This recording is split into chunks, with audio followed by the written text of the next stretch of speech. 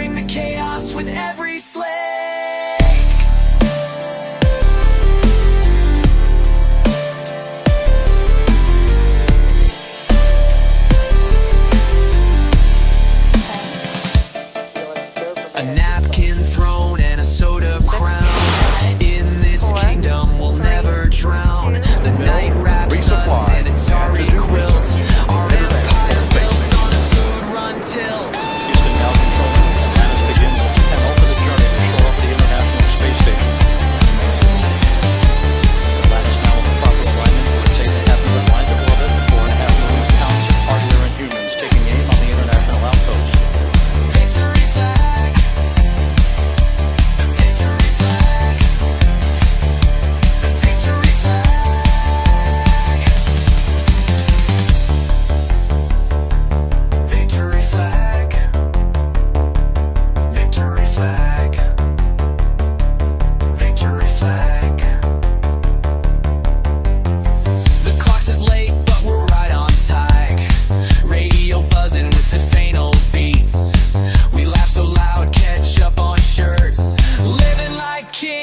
ignoring the hurts. Flies in the moonlight, burgers so bold.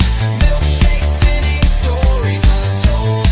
We're chasing dreams in a paper bag. This midnight feast is our victory flag. The clock says late, but we're right on time to turn this hunger into a climb. The world is asleep, but we are awake, savoring the chaos with every slake. With every slake.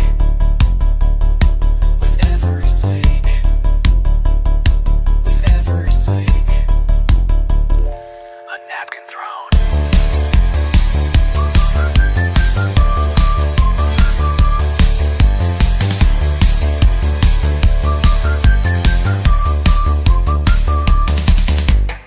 The clock says late, but we're right on time to turn this hunger into a crime.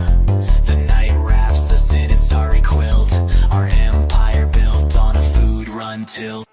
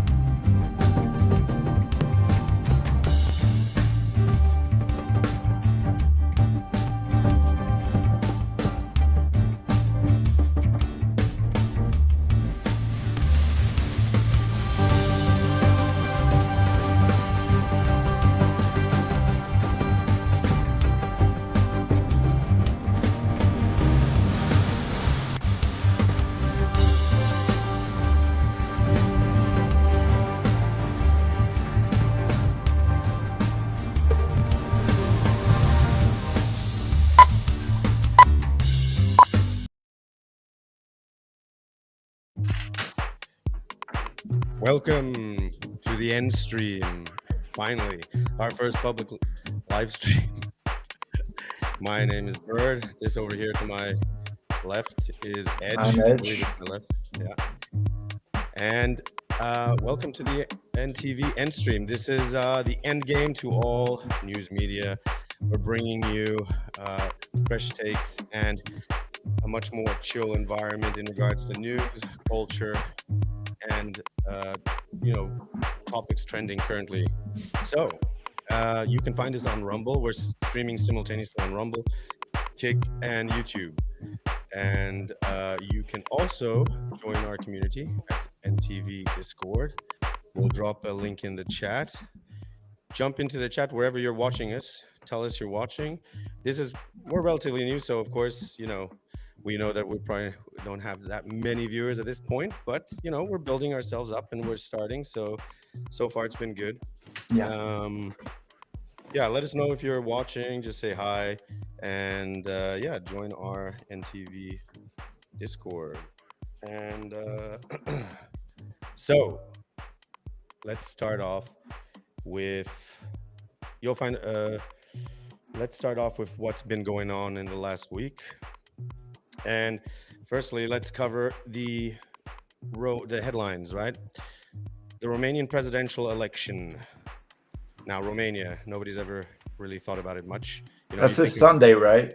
That it's happening? Yeah, but you don't really, nobody really thinks about Romania other than, Dracula and the adult live cam business, because it's one of the biggest booming businesses over there. But now there's this whole ruckus and this whole showdown going on with the election, and it's gearing up for a pivotal presidential runoff, May 18th. I think it's Sunday, right? Yeah. It's following the annulment of the previous election due to alleged fraud and foreign interference. I mean, this is what now a common thing now with every election everywhere. And fraud everywhere. What's going on? Exactly. And for those not in the know, the race is lit right now between George Simeon, who's considered to be a hard right nationalist, and Nicosor Dan. He's more of like the centrist liberal mayor of Bucharest, and the recent polls indicate a tight contest between the candidates. We've got the fact that right-wing candidate Simeon wins the first round of the rerun election. Let me share that over here quickly.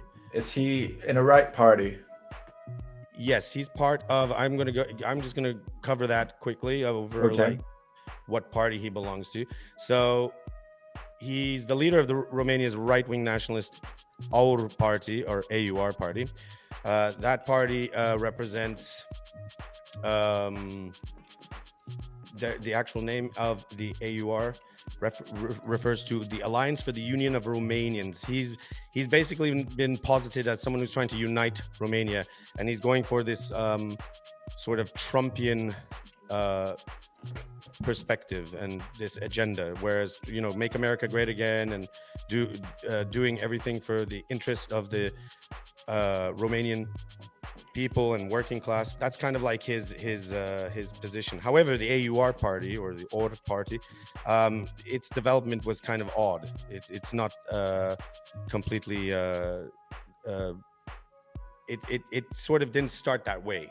Yeah. It was always kind of a very much more nationalist party, but it originally started because not long ago during the COVID lockdowns, it was one of the prolific parties that was very critical over the vaccines, specifically the vaccines, but also the lockdowns. And like many third parties now on the rise, especially I think in Europe, and they've been gaining momentum mostly because of the fallout from COVID, from the lockdowns, because of the governments of the time. So you found, like, you see this maybe in Germany with the AfD and other parties across Europe who were more sympathetic to those who didn't want to, they didn't want to take the mandates or businesses, and also people who believed in their personal choice, that they didn't want to take the vaccine, for instance. And so what else do I have here in relation to it? So interesting thing about Simeon, right? His background obviously is a bit of an odd one. He's got an early life in terms of a unionist activist. This was back in the day, when he was trying to advocate for the unification of Romania and Moldova in 2011. He founded. They're kind of together because like Moldova and Romania are next to each other. Right. Well, Like, what's I know, interesting out of this is a yeah. bit of it's a bit of a controversial thing that's pinned to him, though, because he founded this thing called Action 2012, a coalition of over 30 NGOs, which is ironic because we just put out a video about NGOs, right? Last Thursday, last Wednesday. The transparency of NGOs, yeah. And so he made this coalition of over 30 NGOs supporting this cause, right? And but his activism led to multiple bans from entering Moldova, including the notable expulsion in 2018 due to this unification efforts, because there was a lot of criticism over like what was really going on with these NGOs. Yeah, just to clarify, like the whole NGO thing we're talking about is about a lot of corruption going in to them, like where the money's going, essentially. Exactly. So they're like getting millions, and maybe they're just spending a tiny bit on charities or something like that, but not most of it. So he ran mostly as an independent candidate since 2019 in the European Parliament elections, and then promoted the slogan of a greater Romania in Europe. This is where you start seeing the similarities with Trump, the whole "Make America Great Again." Yeah. Although this was unsuccessful, his campaign laid the groundwork for the establishment of AUR, the Alliance of the Union of Romania, later that year. And under his leadership, it secured 9% of the vote in 2020 in the parliamentary elections and became the fourth largest party in Romania's parliament. And Order's rapid ascent is attributed to its strong social media presence. This is something that a lot of people in the media currently they find fascinating and odd. Like, oh, how did the AFD get so so high up in the polls, or how did Maloney get so high up in the polls, or how did this person or that person? It's because basically they've been taking a textbook out of Trump, and Trump has been To be somebody, honest, whether you like him or not. Mhm. He understands memes. He understands how to activate social media. The guy is a Twitter troll and he's a Twitter god, both at the same time. He he's a knows Twitter how to, like, fanatic, and everybody loves him and hates him for it as well at the same time. Like the Pope thing. there's one thing, right? Like when you're in the media or in the business of news, it's like all news is good news. Okay. If you're being reported on badly or well, it doesn't matter because That was like you're Trump's being first campaign. right. You're being talked about. And if you're being talked about, that's all that matters because you're relevant. That's it. It's all about relevancy. So something that they don't get is that the more they talk about the person, it's just going to bring more relevancy to them. So, his political career developed in that. And in January of 2025, Simeon was elected vice president of the European Conservatives and Reformists, the ECR party. This is in the European Parliament, by the way. Most of these people, all the time, they have connections to these sort of like alliances within the European Parliament. Something that goes unnoticed half the time because most people don't even know what's going on in the European Parliament. But you have literally parties there and coalitions, going on. And Probably he a lot of basically aligned corruption. himself. Yeah, well, that too, but Just he saying. aligned himself with other prominent European right-wing figures, across the board. And now he's the leading candidate in the 2025 presidential election of Romania. And he's now secured 41% of the vote in the first round. It's quite a And lot. his platform emphasizes nationalism, skepticism towards the European Union, mostly the political concept of the European Union, not so much about the cooperation in terms of Right. trade. Just to clarify, because like we don't take sides here on NTV, but we try to state the things as they are, and that's Yeah. essentially what he presents himself. There's an opposition to military aid for Ukraine. He's very, very vocal about that, and he doesn't advocate, even though he's very critical about the EU political policies. He's not an advocate for Romania's exit from the EU or NATO. He's actually very pro-NATO, pro-USA, especially now because of Trump. So the controversies in relation to him, as I mentioned, in one case, he's faced criticism for downplaying the threats from Russia and of his associations with other they call them far right figures across Europe, right? His unpredictable political stance has raised concerns among investors and European allies about Romania's future direction under his potential leadership. We have some you can show some some clips here about him. Yeah, that would be quickly, good. if that's, yeah. Let's you grab the next one. I'll put that one. Hold on a Yeah. second. Let's have a look at what this is from France 24. It's in English, just to get a good idea about this character. All right, so here we go. After the first results came in, a jubilant George Simeon addressed his supporters. The right-wing nationalist candidate won more than 40% of the first round vote and will go to the runoff on the 18th of May. This is the victory of those who have not lost hope, of those who still believe in Romania, a free, respected and sovereign country. The 38-year-old Romanian voted on Sunday alongside Călin Georgescu, a symbolic gesture representing the pair's alignment throughout the political turmoil that has divided the country. Georgescu was a far-right candidate and frontrunner for the presidency in the previous election late last year, until Romania's constitutional court abruptly annulled the results, citing Russian interference to sway the vote in Georgescu's favour. Classified documents revealed suspicious TikTok accounts as well as the use of paid social media influencers and cyber attacks from external forces. As an investigation was opened and Georgescu was barred from running, Simeon remained firmly by his side. If the voice of the people will say we want Mr. Georgescu in power, we will take him to power.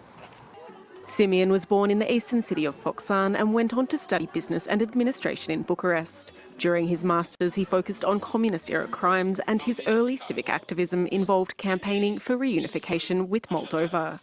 In 2019, Simeon founded the Covered AU. all this stuff, but basically that's the What's interesting here that I want to point out is can they can hear me? So yeah, Yeah. I'm heard, right? Yeah, I Okay, can I don't hear. know like when it's being All good. shared and stuff.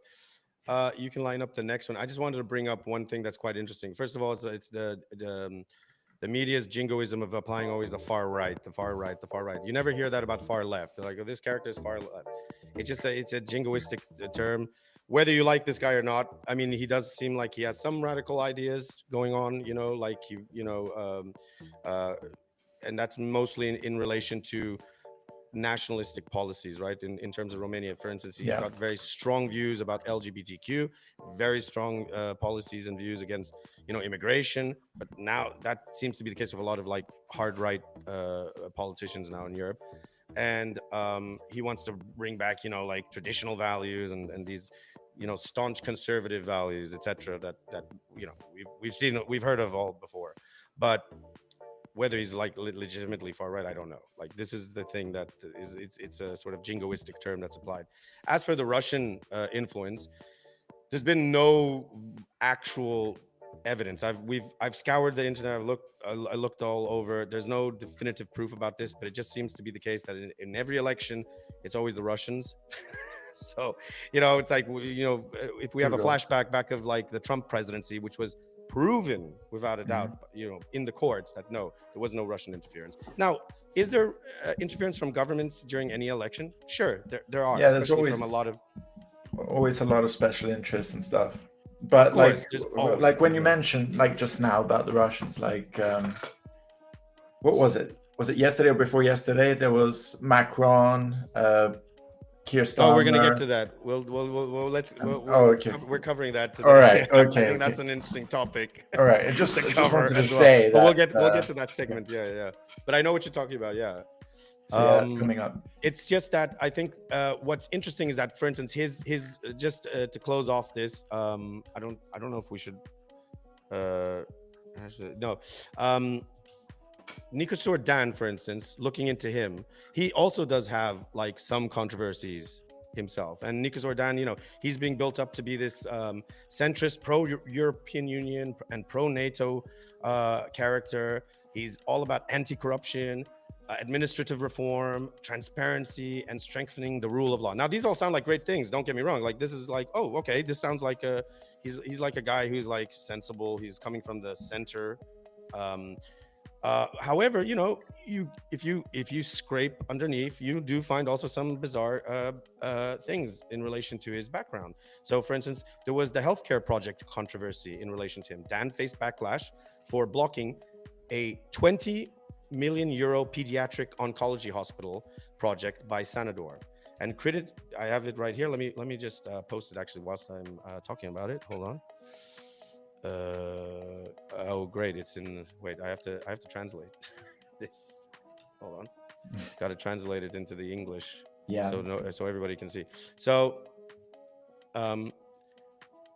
where was I? Yeah, critics argue that, for instance, that his actions delayed essential healthcare services for children with cancer. And so the allegations emerged that he paid personal fines using public funds, leading to legal challenges and public outcry. Now this is like, a pretty like serious scandal in my opinion.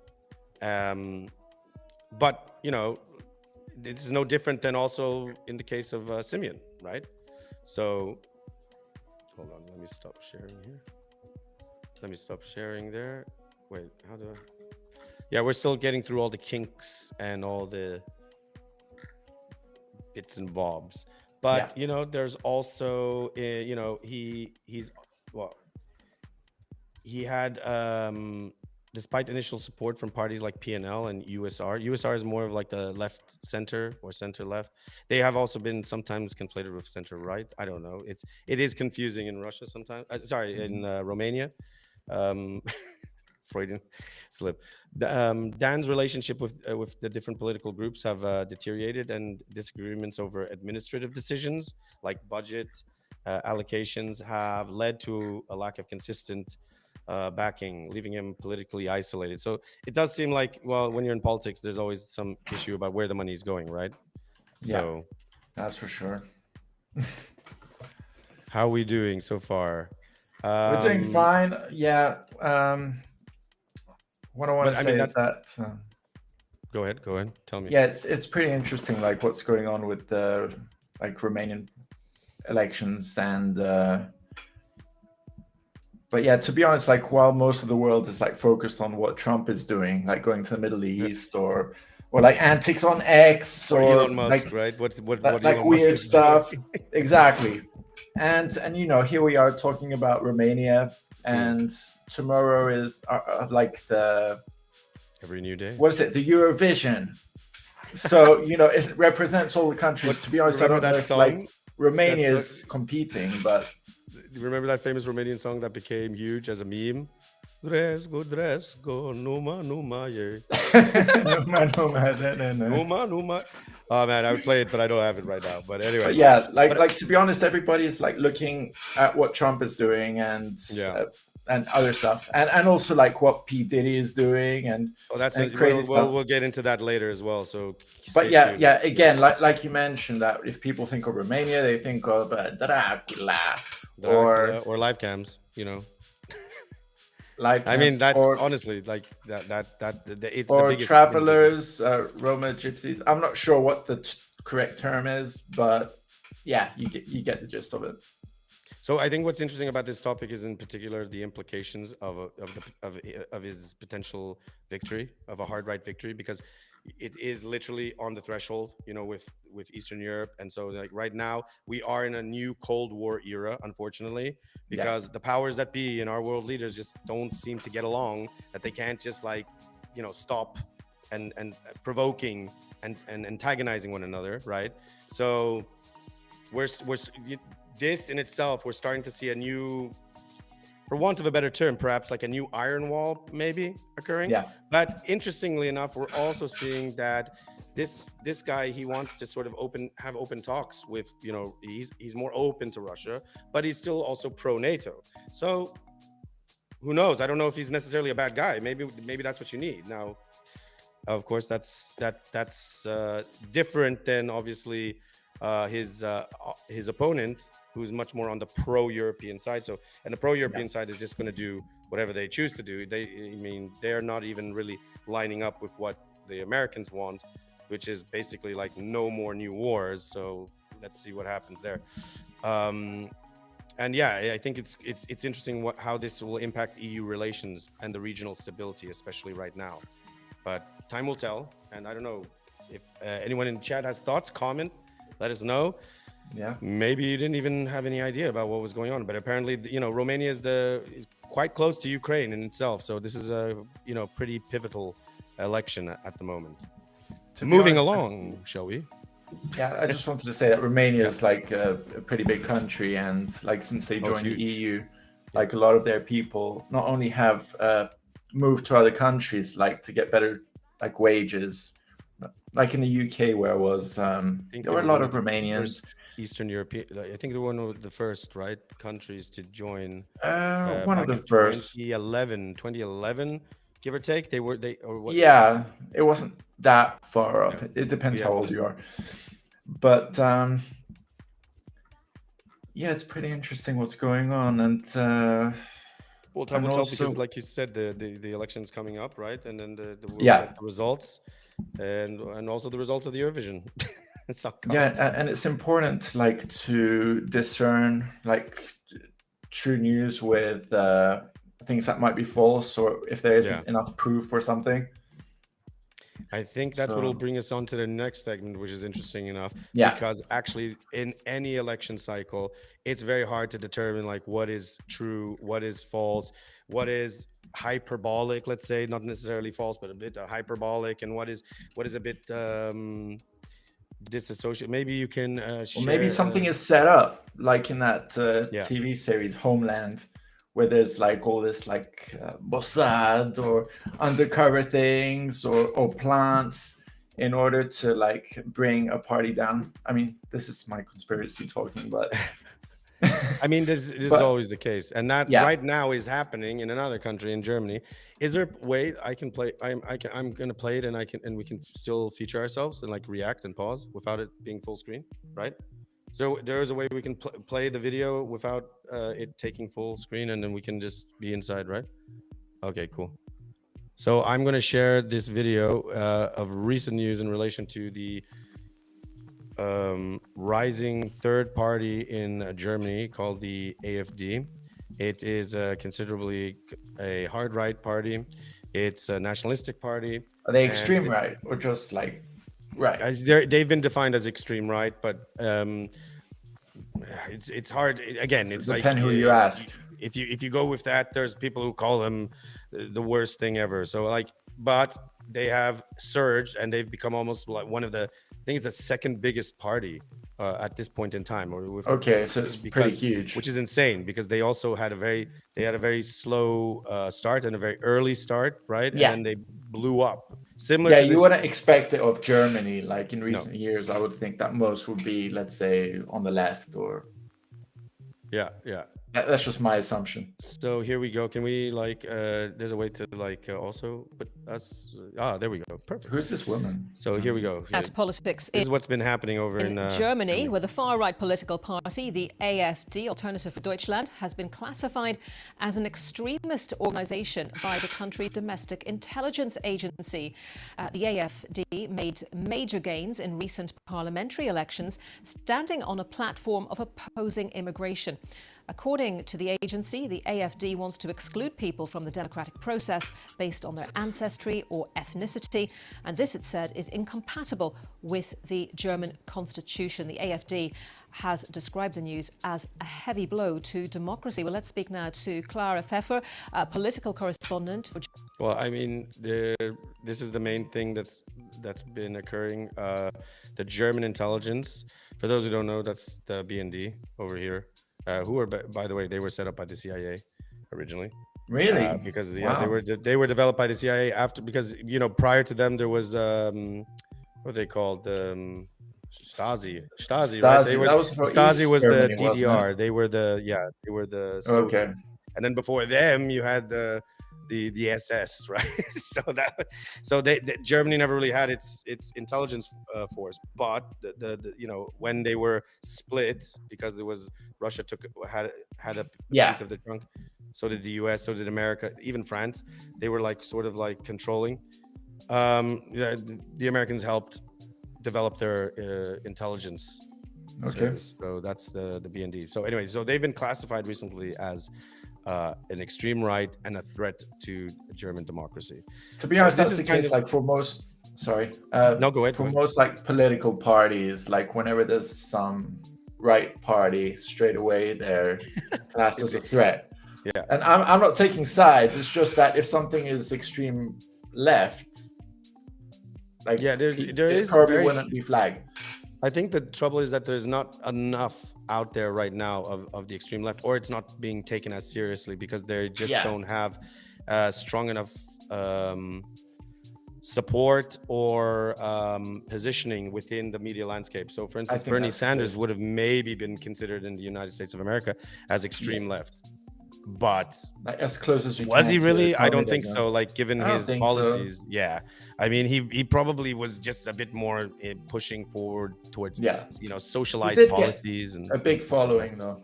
Yeah, but it was partly because of him that he pushed for the movements that did then develop, the progressive movements that did develop. Yes. What happened? Oh, okay. That developed, like for instance, in the following the first election, which was the Black Lives Matter movement and other movements, because he helped platform them. So he was he wasn't the only one, but he did help when he was doing his campaigning and stuff like that.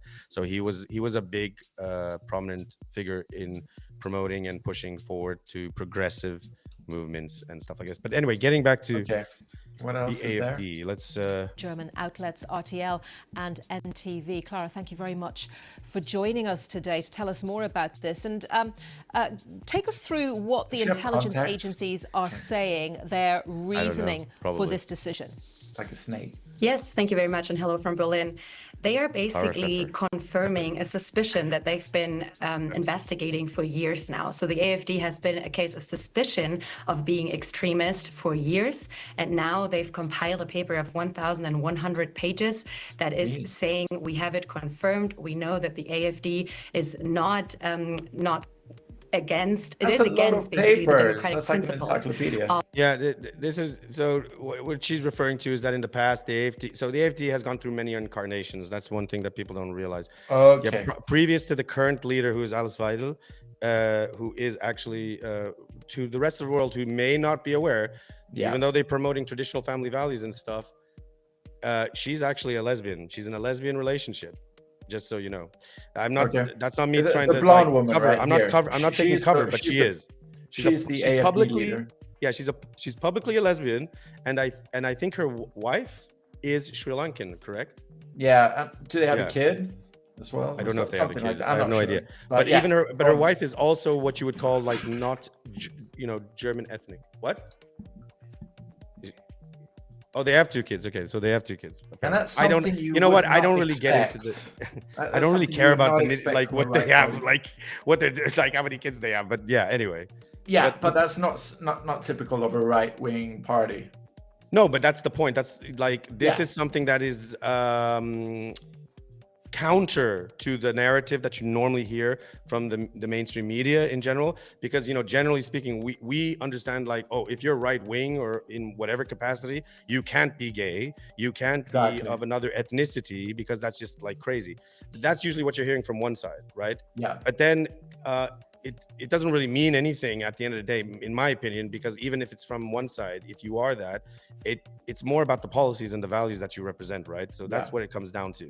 But it's just funny that most, I think, of people outside of Germany and outside of Europe who are not familiar with the AfD or anything like this, they probably don't know this. So they just probably like, oh yeah, she's like a blonde, blue-eyed, German. And then, the memes come out and stuff like this. But it is a fact that she's publicly a lesbian, and she has a wife and apparently 2 kids. I didn't even know that they had 2 kids. So yeah, we have a video on this, like media bias. Hold on, we have a Republic Flume. Ironically, West German intelligence was led by ex-Nazis until the 70s. Yeah, we can do a deep dive into that and discuss the background of the CIA, but I don't want to get shot. That's pretty interesting. We'll maybe do a sort of late stream for Conspiracy Corner at some point.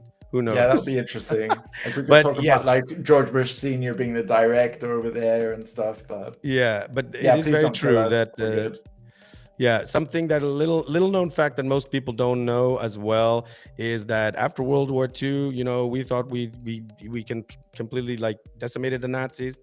Not really. We kind of just scattered them, and we pinpointed our focus to the USSR because that was the bigger threat. That was the big thing. And then, the Cold War started. So the Nazis continued to flourish just under different guises.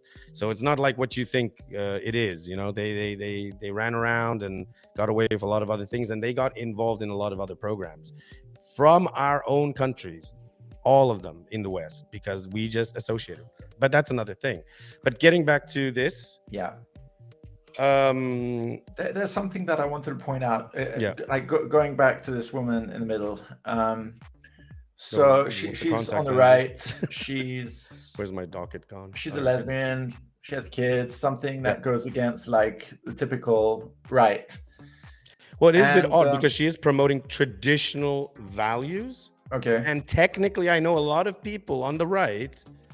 I know a lot of like you've watched like a lot of commentators on the right. Everybody's they would disagree with her. They would be like, she's repugnant. Yeah, she doesn't represent conservative values. No, they would. They've done this to Dave Rubin, for instance, because Dave Rubin is married. He's gay. He used to be on the liberal side, and then now he has kids. And this was a big issue between Rubin, who was friendly with Ben Shapiro, and those the people from the Daily Wire. But then a lot of people were criticizing Dave Rubin by saying like, but he's not conservative. He's not like right wing or stuff like that. And I don't know. There you go. So, but I'm saying people can have like elements of like different values. Like, like they could be right, but they could like adhere to some leftist values, as it's not as strange as it seems. Well, you do see some individuals. I mean, we're drifting off the segment right now, but Yeah. you do see individuals on. like Bukele, right, in El Salvador. And even though he's painted as a right winger, he's not. He's actually he's more of a mixed. He doesn't follow. They even refer to his ideology as Bukelism because he doesn't really follow a particular ideology. He has some leftist ideals and values and some right-wing conservative values. So it's very hodgepodge, and there are now a couple of these types emerging. So and he's for Bitcoin as well, so it kind of goes against. He's for Bitcoin. That's always good news, right? Anyway, let's I don't know. Let's move on. Let's move on with her. Like, what is she talking about? Okay, let's go. Our German constitution, specifically because it is trying to exclude entire groups, especially people with a migrational background and people who are of Muslim religion. So they have found proof, and that's not everything. They've also found more and more proof and put it together into that paper, saying that the AfD is repeatedly using Nazi slogans that are usually not allowed in Germany. They have been saying that we should change our way of remembering the Holocaust. So they've just put everything together that we've been seeing, and also many people have known for years. And you must also know that the AfD is already classified as extremist in 3 different states in Germany, former Eastern German states. So this is now basically confirming that that is the case, not only for these 3 states. Right there. I know what she's carrying on. She's highlighting specific individuals within the AfD that did cause sometimes, they made some remarks, and she's also referring to other incidents that occurred with particular individuals associated with the AfD. I mean, look, again, I'm not taking sides here or anything, but the thing is, if you are onto to paint every party with the same brush, you would find the same thing, where if you take indiscriminately one individual or this individual, and they said something offhandedly, or their association to like dodgy dealings, like meeting up with these, weird organizations. This did occur. There was a bizarre secret meeting that did occur, and there were some people from the AfD at that point, by the way. But this was before Weidel, from what I understand, when she took charge. So she even says, like, I had no knowledge of this. But then there's obviously people who want to contest that. So, you have to wonder where you are. Now the question is really, where do we see this leading to? Let me just stop this because she's just repeating stuff that I'm familiar with. Sure. I stop sharing here. Hold on. Yeah, there we go. We're back. Okay. Where are we going with this? Because the thing is, we saw with Trump, and I know Trump is a very polemic figure, right? You either love him or hate him. He's like Marmite. I wish Marmite was orange. People don't know what that is, but it's a very. Do you like Marmite? I like Twiglets, and Twiglets are kind of similar. Yeah, to Marmite, but do you like Marmite? I mean, it's okay in small doses. In small doses, Marmite is all right. But I like it. But there's people who swear against it. They hate it. And Trump is kind of like that. Well. He's very he just charges people, and that's why he's good. I guess he's good at marketing because he can charge. He's always on the headlines, like we said. There you go. So you have to give him credit for that. But we saw this occur with Trump, how there was the full out platform banning of him across the board, which was, in my opinion, was just absolutely ridiculous. Like, and this was over, January the 6th, right? And the whole January the 6th, this was the big incident. There was an insurrection where I know this has been insane. This is, for those who are not aware, where that's the Capitol raid. Right, the Capitol raid. And Trump contested, obviously, the results of the election where Biden won. And they then accused Trump of provoking and promoting his fans to charge the Capitol violently, which is, I'm sorry, absolute dog shit. If you don't know the facts, it is absolute dog shit. It's not proven that he did that. In fact, he told him to go back home. Now, did he do enough? Possibly not. He could have maybe done more. But at the end of the day, he did not promote them to go into the Capitol and to be violent or anything. And the whole thing of January the 6th was blown way out of proportion. And I'm sorry, but I know a lot of online commentators are all saying this was an insurrection against American. No, it wasn't an insurrection. it was no different than a goddamn protest, okay? And if you think of it that way, if you want to paint it or frame it some other way, then that's fine. But you have to look at the things for what they are. Was it wrong? Sure, it was wrong. But was it an insurrection? Come on, an insurrection. Like, you want an insurrection, then you have to go back to Iceland in 2008. In 2008, you know, back in the property management banking crisis. And, you know, that was an insurrection because the Icelanders had enough of the bankers and their politicians ripping them off. So guess what? They went into the parliament with pitchforks and stuff. That's an insurrection. Yeah, I didn't see that in January the 6th. I just saw a bunch of hooligans running amok and also just walking peacefully into the Capitol and you know, whatever, talking to the police. The police just let them in.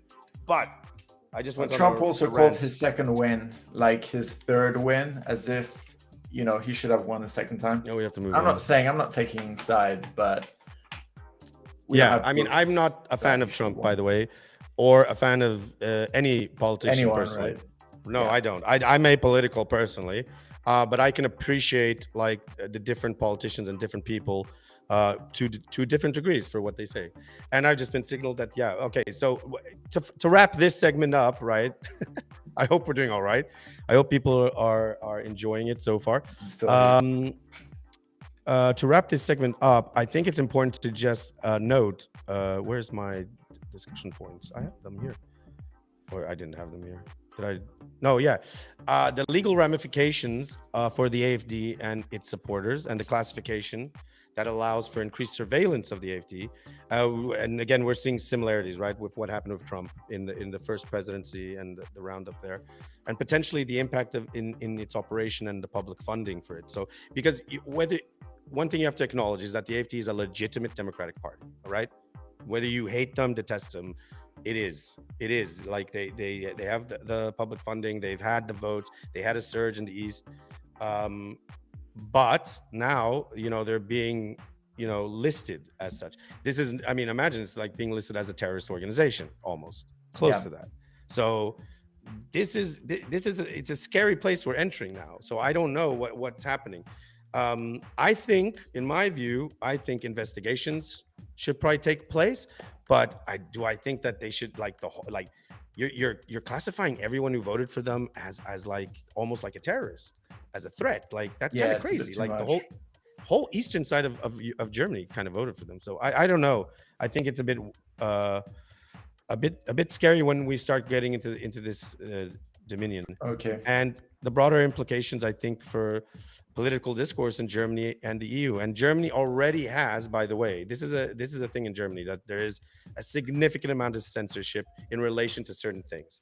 Now, whether it's related to World War II or other topics, Germany does have a very particular level of censorship, and some of it could be considered as legitimate, but other times it could be seen as draconian. And we're seeing this also play into the EU to a certain degree. I don't know if you remember that back several years ago, that they were trying to like control memes. Do you remember that, Edge? The EU, they were trying to pass this. It's ridiculous. I mean, they were trying to control memes. Remember? I didn't remember if it was the EU or worldwide somewhere, but they banned like Pepe the Frog, and called him like an outright figure when he wasn't initially like that. And even the creator went against people using his meme, even though you can't really own a meme because it's everyone's to share. Right. And I want to clarify something so people don't think that we're promoting falsehoods. Article 13 of the Directive on Copyright in the Digital Single Market implied a potential ban on memes, but it did not. Essentially, it was in relation to the General Data Protection Regulation. So just to clarify, that was what that would have been wild. And this, when was this? This was back in, I think this was ages ago. Can you find out when this was? I know it was like already back in 2015 or around that time. So, yeah. But yeah, we've been signaled that we have to move on because we have a lot to get through today. Article 13 was from 2019. Oh, 2019. So it was even later than that. No. Yeah. Really? Yeah, I just see an article writing about it back then. Okay. Well, yeah, it's interesting. like I said, we'll see. We'll keep track about what's going on. I think right now we're just in the heat of all of this, and we'll see what will transpire. Because right now the AFD is kind of technically the second biggest party, but nobody wants to work with them in the parliament, so it's a tricky situation. Right. Moving on to. But we do All right, believe this in is democracy, funny. though. You wanna play this? You wanna the video, the viral video that's been going around. Okay. So this is what you would bring. You brought this up earlier, remember? Yeah. Okay. Might No, as I well. put this on full screen. Actually, you can put this on full screen. Okay. Wait. It's a short video, I think, right? No, not that. That's the meme stuff. I put the. Wait up. Where is it? It's in the video here, I think. Yeah, I think. Video? So what we're talking about, not to be so cryptic, is that it was a recent viral video of European leaders apparently using cocaine. Okay. But I'm not gonna lie. I watched this because I was It's the wrong kind of coke. I was sent Not this Pepsi. to look at it, and the first thing I thought was like, huh? What? Like what? What's that about? It was so people weird. who Like, don't I'm use- sure everybody had a double take. Like, did I see correctly? Is this being reported the thing- correctly? There was Alex Jones on it. Yeah, Alex Jones Throwing went a ham tantrum. on this. But But like, look at them. They're doing it. yeah, I think Look at I'm the sorry to guy. say, but I'm from the 90s. I'm also kind of connected like to the 80s. I've seen a lot of, let's say illegitimate things, right? Dodgy stuff. Only people who've never done or seen coke would think that's coke. That But come ain't on, coke. Everybody who sees like Keir Starmer, Macron, they're like, these guys, they're hiding stuff. There's something dodgy between them. Like, why are they going to see Zelensky? Like, it can't just be for, well, okay, it is for, Where's the- like the deal and stuff. But Right. I mean, they look dodgy. And there are a lot of people in their countries, in the UK and France, that, like even in Germany for Merz, who might be unhappy with them and are like, we don't trust these guys. Here we go. But let's have another look at this. Yeah, here we go. This is the famous viral video that hit the headlines. So that's the German chancellor of the CDU with the blue sweater. Obviously the French president, Macron, in the middle, and then Keir Starmer, Prime Minister of UK, to the left. Talking about some random nonsense. Bro. That's on And fancy furniture. everyone can see what we're talking about. It's on a That train. thing in the middle. Huh? This is on a train, by the way. Oh, it's on a train to Ukraine, actually. They're going Yeah. to Kiev, yeah. Only Keir Starmer looks suspicious, to be honest. Wait, can like you his replay it? weird, awkward. Can you replay this part? Like, look at Macron. Yeah, only Keir Starmer looks a bit naughty there. He's just like, Is that a bag or is it a tissue? Because it's obviously a tissue. there's something there. That is a tissue. But from far, you can't To be really tell. actually, You to can't be really honest, I'll see. tell you what that could be. That could be pills, not the type that make you trip or happy, but it could be, because I know for a fact that some people they Okay. sometimes they take like their what. Wait, was that censored? Because I couldn't hear it. I think there's something with your audio, or is it just me? Are you muted? Hey, unmute yourself. I I'm- unmuted you, I think. Hello, can you hear me? Yeah, you were Okay, you muted for muted some me then. reason. I didn't mute anything.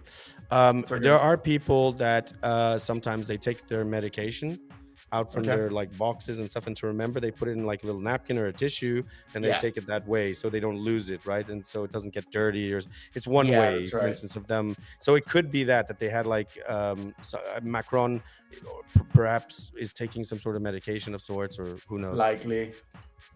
But you know what? People zoomed into this, and it This likely is- wasn't a bag of coke like people are reporting. No, it's definitely not a bag of coke. It's just But just because first of all, people are coke reporting doesn't on come in a it. bag anymore. I don't know what century people come. To be honest, but- as much as I wish it was, so we had something interesting to say, some Yeah. like conspiracy thing, this is a total something to nothing burger. escalate this further. Unfortunately, It's a not total this time. total nothing burger. A We'll bag have of to white wait for the powder next on the round. table. Macron quickly pockets it. Mertz hides the spoon. What spoon? That's Where did Alex this spoon come Jones, by from? the way. No explanation given. Zelensky, Yeah, somebody said he hit a just spoon. hosted them. All three of the leaders look completely cracked out. So like Macron hit the bag tissue. Somebody else hit a spoon. I didn't don't see know. any spoon. Somebody I don't know. else hit a This, straw. I'm gonna. This is the problem: is that a nothing burger can What's become going such a on? huge thing, and it's so pointless. But anyway, Republic Fume says, "I'm getting the name right." Yeah. Let's face it, Macron and Merz look exactly like people who do cocaine. I mean, I'm not gonna lie. True, most politicians do look cracked out. I mean, Keir Starmer looks cracked out half the time. Okay. I mean, Biden, he was cracked out all the time. That guy, you know, he had to be for him to function. He's like, come on, man. Anyway, so anyway, that was the big thing that happened in the last few days. Nothing That was major, pretty funny, to be honest. but like there's been making a like big fuss out obviously, of nothing. yeah, there's been like a back and forth between like, you know, the people on like Dinesh D'Souza claiming also that it's cocaine, a bag of white powder. Again, a lot of these people, they aren't with the times, because cocaine doesn't come in a little bag, right? Only like, I think. How do you know? How does it come in? Because apparently I'm with the times. I do know, and well, I'm not gonna dox I'm a myself, boring but guy, I'm yeah. familiar with a lot of the ongoing on the street, right? Like Right, the I only won't tell stuff that anyone. comes in a little bag is like skunk or weed. Okay. Oh, okay. Nowadays, you want the powder? kind of It comes in bullshit. capsules. Okay. It comes in capsules. All right. No, tell me otherwise. Tell me Capsules? otherwise. What? Tell me I otherwise. don't Show know. me someone. I don't know. Get I some don't know. drug fiend to come on here and Maybe we negate should. my- We should have like a call in. It could be like another show. All right. Anyway, but so By that the was. way- Let's move on. Let's move on. Yeah, then. we're But looking anyway, into so this that is to have like incoming calls from the public as well to make it more interesting. well, okay. Just to tell everybody here. So our interest is that at the end of the show, if you join our Discord community, the intent is that you can then call in. However, we don't have that set up right now. So what we'll do is we'll post in a chat, and they can see this, right? That we'll post in the chat the link to, not yet, but we'll post in the chat the link to this restream, and you can just like join and we can talk if you want to talk. You don't have to show yourself, but you can talk. But we're not doing it now. We'll do that no, towards not the end right of the now. show. But for other live streams, we're gonna In the fix that. future, though, join the Discord, and we have a whole setup where you can wait, members waiting and for the call in, and then you can just jump on, or we bring you on, and you can say your piece, speak your mind, because that's what we're about. We want to hear your perspective. Doesn't matter what it is. We're very chill. As long We as accept it's anything. try to be a bit reasonable. Not don't scream bloody murder or anything like You that. can also be anonymous. It's fine. Yeah, exactly. So anyway, to follow up on this, it's a lot of people have said that this incident is part of a broader disinformation campaign from foreign, agents and entities to discredit Western leaders and sow But discord how? among I mean, allies. it's Alex Jones who started it, isn't he? Well, Alex Or Jones some is other obviously, fake news he's a reports. bot, right? That's what that's what they. He's But we live an in a agent. simulation, don't we? Yeah. The thing is, who knows? But the thing is, it could take just one little silly,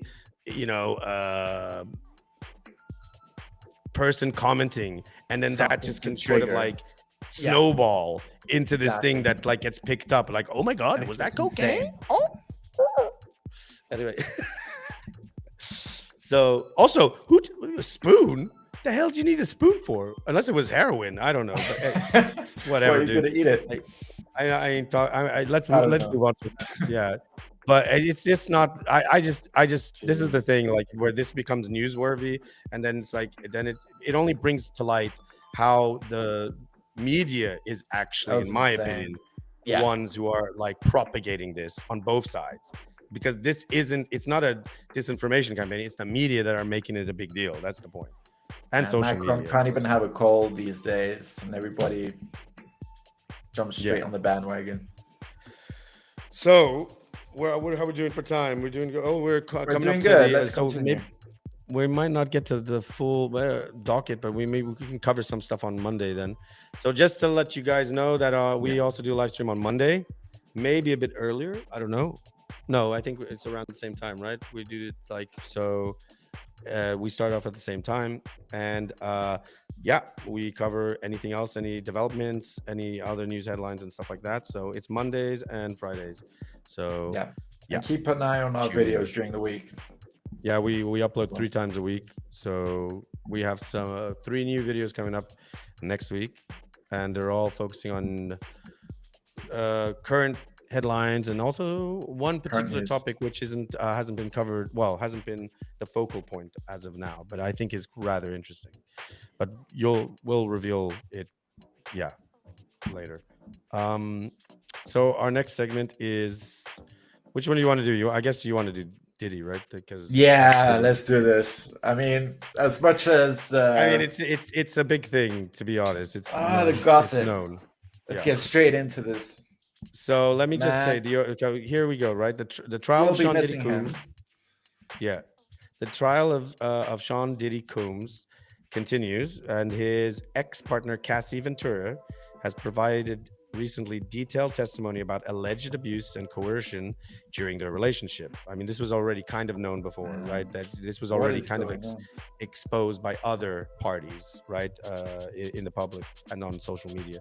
Speculation arises about potential testimonies from other celebrities, including Jennifer Lopez, and of recent, you mentioned to me just now that possibly Justin Bieber. Now, that's a wild one, because if that's true, I don't know. We cannot verify any of this, by the way. I don't know, because Diddy I took just him heard under this his now. wing to like Yeah. start his career. But what? Yeah. But did Justin Bieber have to do anything? We don't know. Well, the whole thing with Justin Bieber is super weird, for sure. Wait, what was this? He seems like a nice guy. I mean, Hold on, I'm kid trying or to get something. the- But his career did rise like right Here we up. go. I'm not Just saying he's not from talented. the Economic You just don't know. Times, Jennifer Lopez to testify in Sean Diddy Combs' case. So that's gonna be wild, because she was like considered to be, the one who They were was gonna silent. get married, I think. Or were they Yeah, but married? she mostly has kept silent throughout all of this. She didn't. Yeah, and she's completely.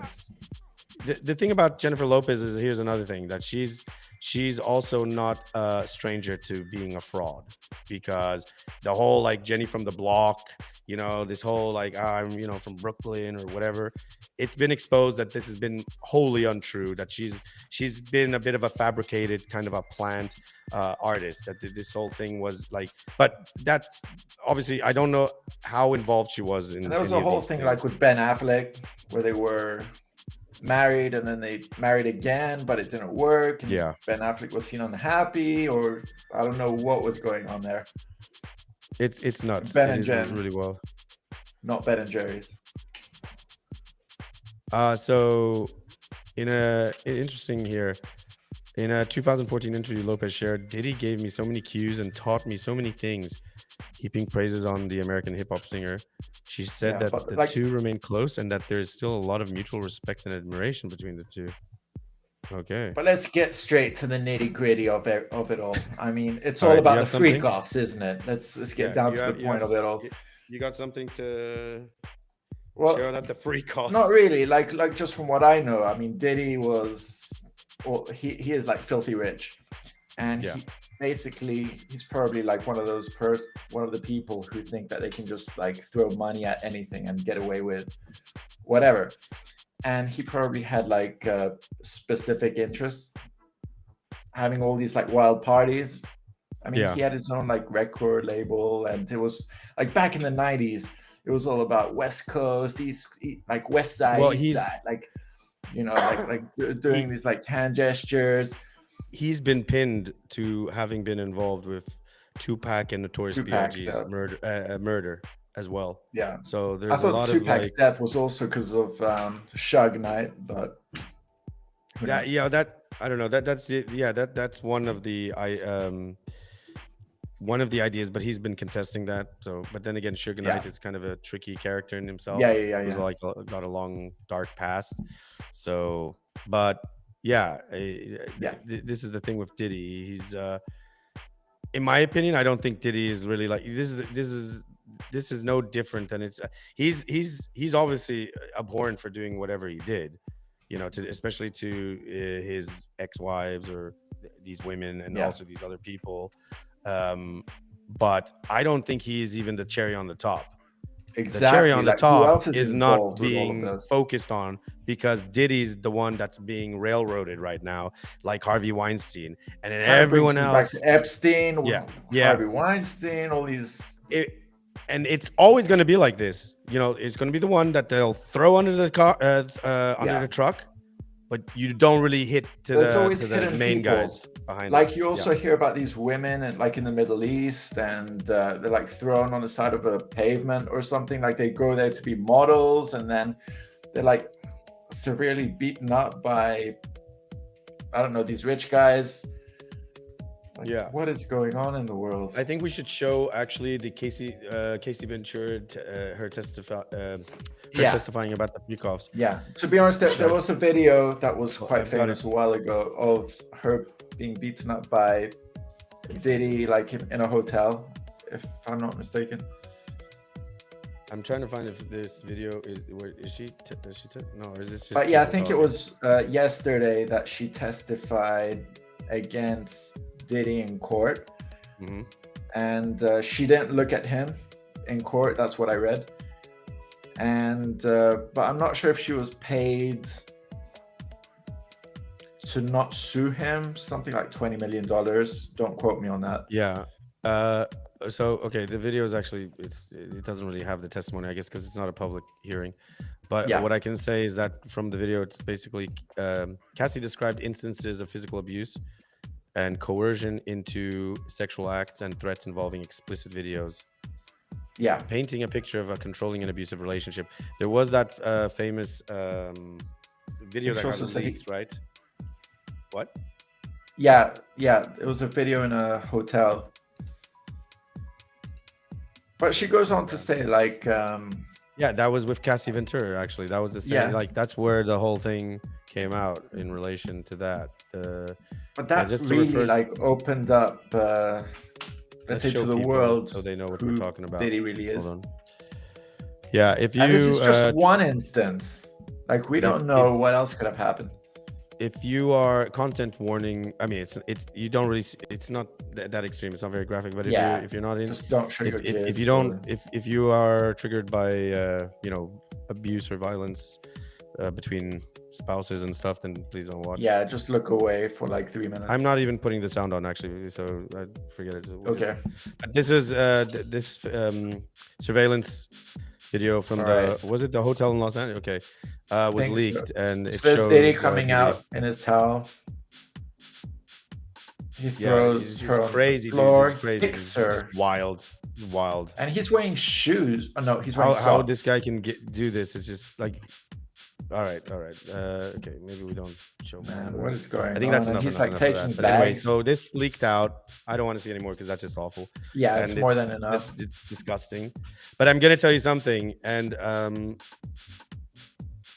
I know for a fact that this is not a independent case that stuff like this goes on. There are a lot of people who power trip in the industry. It doesn't matter what it is, and I know this from personal experience as well, seeing it, unfortunately. And that type of stuff goes on, and it's just never talked about. You know, just like all those yahoos who said like, "Oh, Harvey Weinstein, he was doing that." There's so much that is not. Hell yeah, he was doing that, and you knew about it. Get the hell out of here. I wouldn't be surprised. I wouldn't be surprised if Cassie like asked the hotel for that footage. I doubt that the hotel would have released that footage. Well, I think it was leaked. Too bad to their reputation. Yeah, or a cameraman or something. So, here we go. This is interesting. This is from the camera woman. Let's play this. Let's just play this part, and then we can.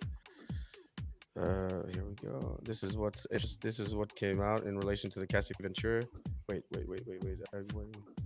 People conspire to commit criminal acts that in furtherance of that criminal enterprise. And so when I'm talking about the links, we hear about the criminal act that's funneled by the freak-offs, the rape, the sexual assault, the videotaping, the threats of violence, is also threats of humiliations, of putting out those videos if Cassie was to say anything. And then we kind of think about the criminal enterprise, right? Today we heard about 13 different escorts and dancers that were hired from different states all across the country. Those are the people who are participating in the freak-offs. And then we heard about some of the damage that comes from them and the harm that follows as well as Cassie, when she took the stand, she pointed to a photo, not this one exactly, but one of that night where they're wearing the same dress, and said after one of these brutal nights, she had a bruising on her right leg. And she was able to point out in court where she believed that those bruises were. So the defenses definitely have their work cut out for them because the prosecution's making some strong arguments. Yeah, and the prosecutors also introduced, we heard Aaron just mention it, those explicit images of these freak-offs. Cassie's testifying they happen in multiple states and residences.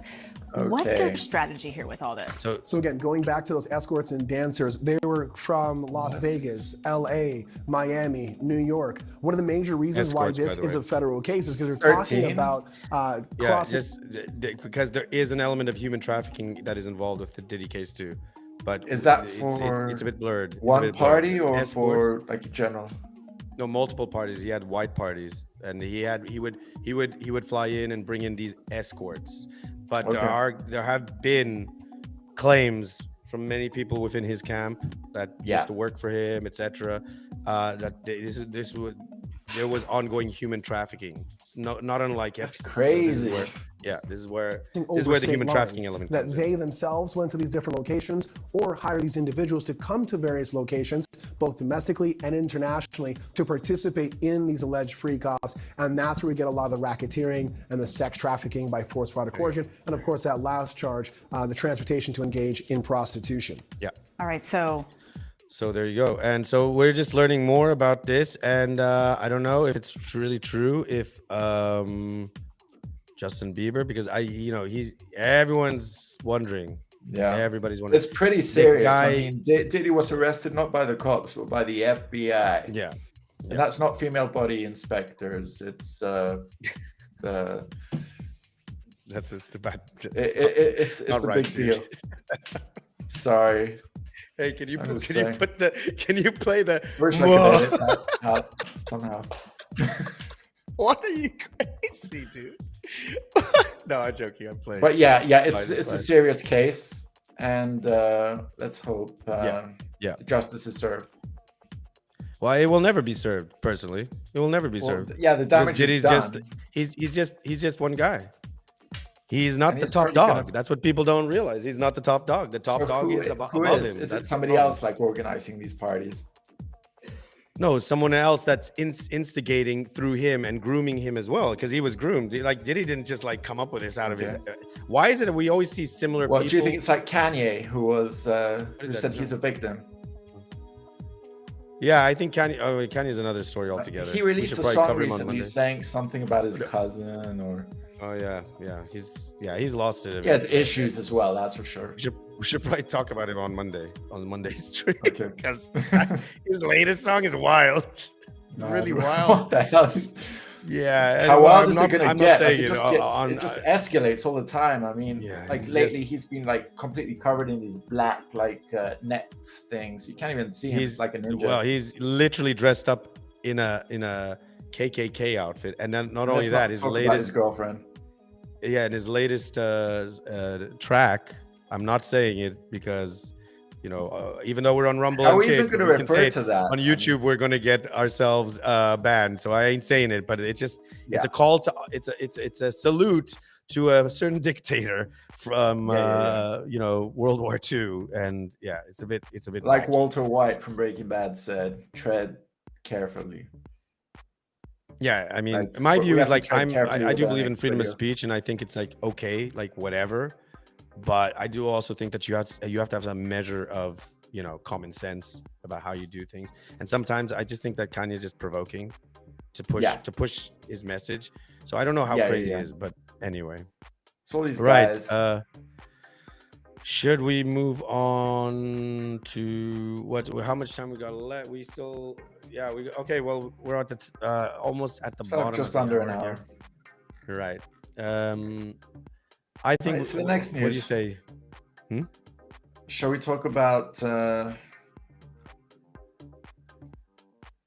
know there's the whole thing about Trump in the Middle East, and then I think we'll go over that because that is actually pretty topical. So President Trump and obviously his tech boy Elon Musk have embarked on a visit to the Middle East recently. and they're focusing on AI collaborations. And AI is so the cool. Like not just Chat GPT, but there are these videos of like robots online by Tesla that actually have like really good like limbs, like dancing around. Yeah, we can Sorry, show I it. just wanted to Put it up. mention Put it up. It's there. I think oh yeah, that one. I got it. Put it up. I'll share But it. yeah, like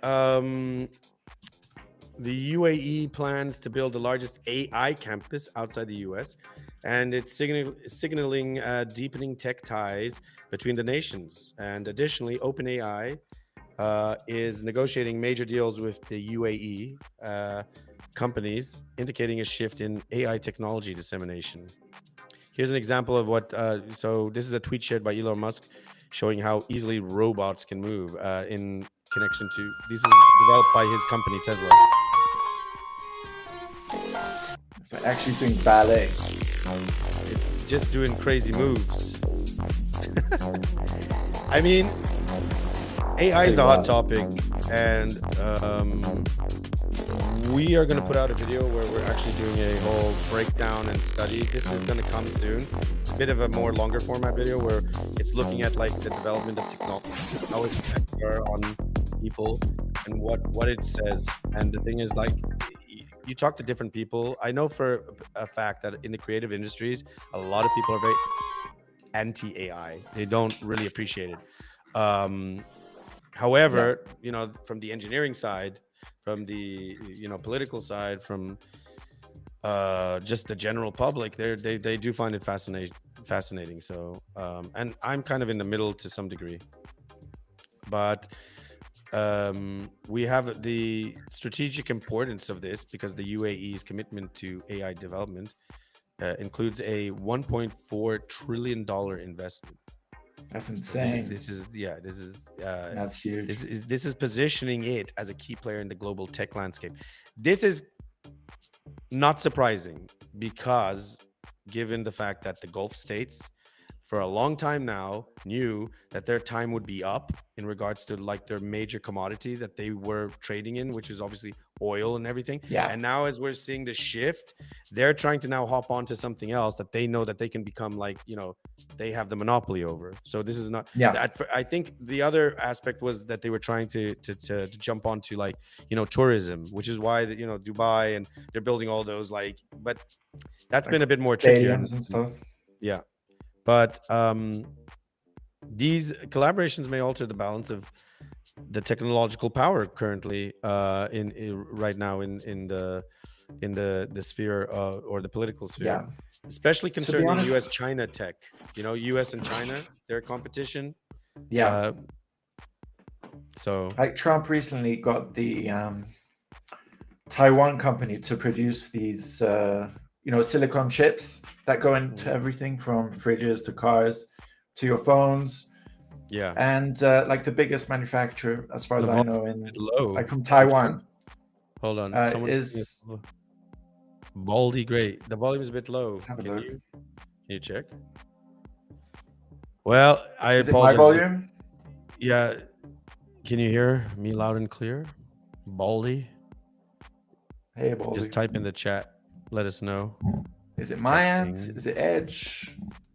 No idea. Or is it Bird? I've always been told I'm loud. So can you? Let's have a look. Let's see if it's we need a to bit get louder. Yeah. Please. Yeah. I think. Well, I don't know if people can hear us, but all right. So you have to let us know. Type in the chat. Yeah, let us know. Tell us if you can't hear because we're going by what you're saying in the chat. Okay, that's great. Can you? So yeah, it's better now. I think better as I can try. I don't know. Okay, thanks for that. Better? Okay. So yeah, I was saying that Trump wanted he's got the biggest chip manufacturer that was operating in Taiwan to manufacture in the States. Right. Now that comes with great benefits that they're actually making. Well, initially it was against the tariffs before he announced the tariffs. However, it's going to be an issue because the employees in the States don't have the expertise, like they don't have the experience that they do in Taiwan to make them. Right. Now, I don't know what Elon's vision is. Maybe he wants to have robots like within our houses, like to wash the dishes. I mean, we have dishwashers, but maybe to actually do things with us, you know, kind of like in the video game Fallout, where you have like robots, or like Among Us, like in Lost in Space. I mean, where where are we going with society at this rate? I don't know if it's making us. To be honest, I think a lot of technology is just making us dumber. That's why they call it smartphone, because the phone is smart, but you aren't. So, yeah. I don't know. I don't know about the rest of you of people. I'm not saying that everybody is dumb, but I do feel, and they have looked at this, and this is actually, I'll reveal it. This is a topic in relation to one of the videos we're putting out next week. But there is a cause for concern because they have done studies. I don't know if you can draw it up, but you can see. But there's been studies that have shown progressively how the average IQ has dropped considerably. Not only that, but the average attention span and other things. And we're becoming way too dependent on technology to some cases where it's almost like you can't even understand how to do something anymore because you have to get Google to do it. Or like, where will we be at that stage? To be honest, let's face it, we've all asked for AI for help at some point. Well, it's not Google anymore. It's ChatGPT, I'm just saying. Right? Yeah. I'm not saying I'm dumb, but maybe like the right way forward would be to use AI as a tool and not to rely on it completely. I think it would be cool to show. So show a bit of like Elon Musk speaking at the Saudi Investment Forum. Just see what he's saying there. I don't know. I think it would be interesting to see, and we react. What do you say? Here we go. This is in relation to obviously the segment. So. Which I thought was pretty cool. The YMCA, Yeah, the YMCA. So yeah, robots can dance, they can walk around, they can interact. I think we're headed to because we need somebody to a radically different world. I think a good world, an interesting world. Can everyone hear my prediction actually for humanoid robots is that ultimately there will be tens of billions. I think everyone will want to have their personal robot. You can think of it like as though you had your own personal C-3PO or R2-D2, but even better. Let's be honest. Then who wouldn't want to have their own personal C-3PO or R2-D2? That would be pretty great.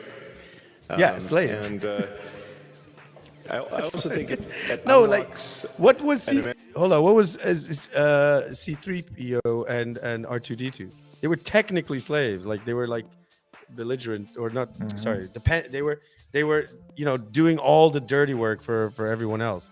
Immense amount of economic potential, because when you think about like, what is the output of an economy? It is productivity per capita times population or capita. Once you have humanoid robots, the actual economic output potential is tremendous. It's really unlimited. Potentially, we could have. It is, but it's also a signifier of how redundant humans will become in the long term, unless there's some sort of active policy put forward which enshrines or ensures that like people will be taken care of, or they, I just don't trust it. I don't trust it. I don't trust it personally. Like, this utopic idea that you're gonna live hand in side by side with humanoid robots, dude. Like, no, I don't believe it. It's a bit utopic in my opinion, but that's my view at least. An economy 10 times the size of the current global economy, where no one wants for anything. Sometimes in AI they talk about universal basic income. I think it's actually going to be universal high income, where anyone can have any goods or services that they want. Who's going to get the money? Show me the money. A science fiction book recommendation that I have, which I think is probably the best envisioning of an AI future, is the culture books by Ian Banks. Very highly recommended. I thought he was going to say, for a non-dystopian view of the future. No, there obviously are some risks, you know. These are not the droids you're looking for. If we don't do this right, you know, you could have like a James Cameron sort of movie. Do Android stream of electricity. Terminator. We don't want that one. Became Blade Runner. But there you go, Terminator reference. If it was a Star Wars reference. Future would be great. Star Trek. They're exploring the stars. Yeah. Okay. Little known fact: Star Trek. Star Trek is very utopic. It is, but what most people don't realize is that the environment and the society in Star Trek is organized as a form of, in a way, as a global totalitarian fascist society. Wow. Well, without okay. but like without, a new without world racial order or any of that undertones. But it is. Oh, so no biases. But if you think about it, it is a totalitarian, the Federation, and everyone's militant. Yeah. Everyone works for the Federation for the benefit of all the people. This is what people don't realize. So everybody's fine with each other, but it's a bit like. I mean, North I'm a Korea, fan of basically. Star Trek, so but it is a nice utopia. But I'm just saying that's generally what it falls down towards. So you know, if you want to go down that direction, then sure. Covering the nature of the universe, and a level of prosperity and hopefully happiness that we can't quite imagine yet. So I'm very excited about the future, think we will ever imagine and very glad to be here. Thank you for having me. Anyway, so It's our absolute pleasure. there we go. And so that was it. Yeah. All right. I think that covers all that. What's the next? Do we have anything else on the Middle Not East? Anything about like Trump's, like the plane they gave him, or rather you can mention that, yeah. The Department of Defense.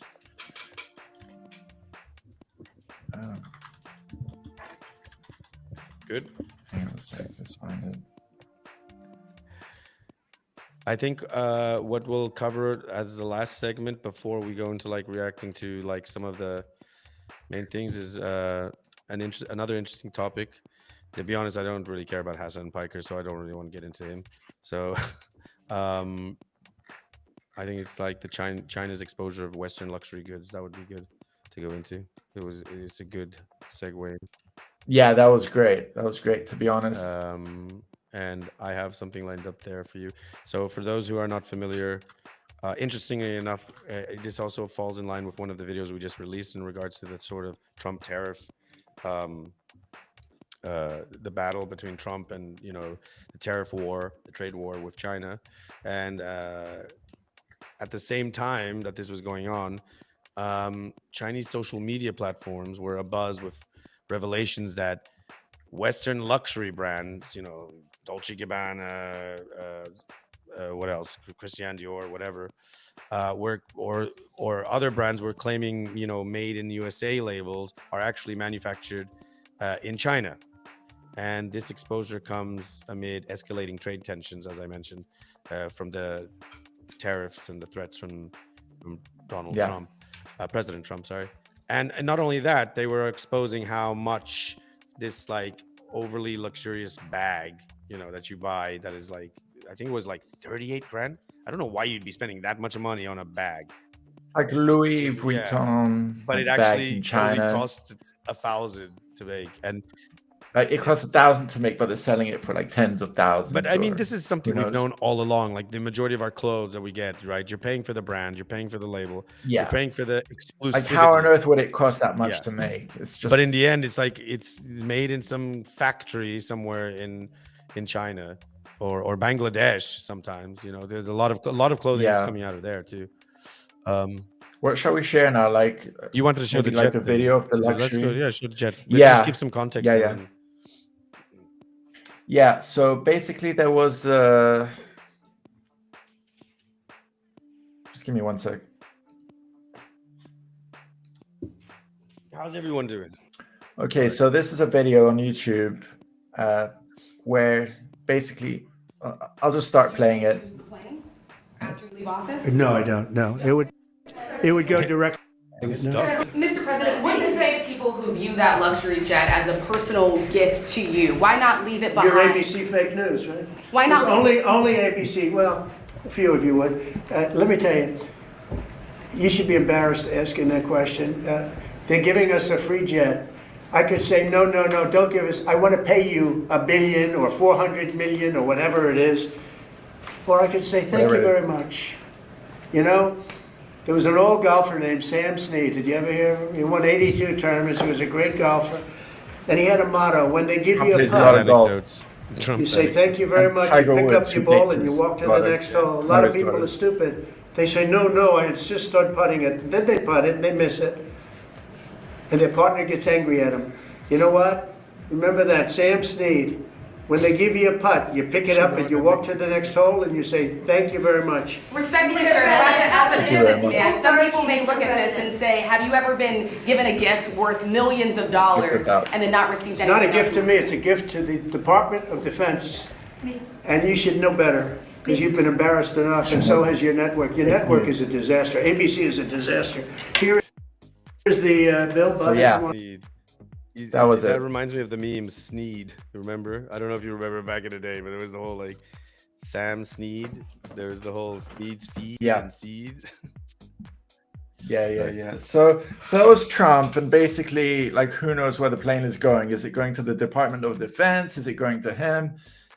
But the thing is, though, is that he called out the reporter. I mean, plenty of presidents have been in the past have been given gifts by other public dignitaries and royalty and governments and stuff like this.